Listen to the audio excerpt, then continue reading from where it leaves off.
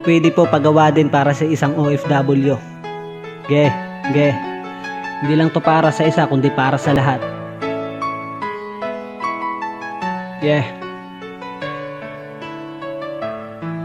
Haragan.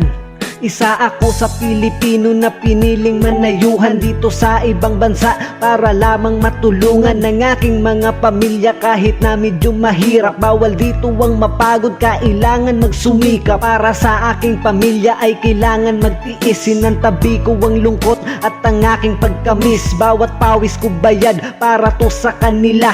Ayos lang magsakripisyo basta kayo masaya. Kaya sana lang naman ay maintindihan nyo, kasi para sa inyo naman ginagawa ko. Minsan kami ay gipit din, meron kaming gasto. Kung di makapagbigay ay wag lang magtampo. Sobrang hirap ng lagay, kung sana ay alam nyo lang. Sana ay intindihin nyo din ang nararamdaman. Kamustahin nyo lang kami, ay ayos na yun sa amin. Kaligtasan sana namin inyo din ipanalangin.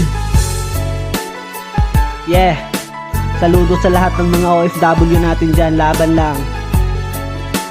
Ingat kayo yan lagi. God bless. Haragan.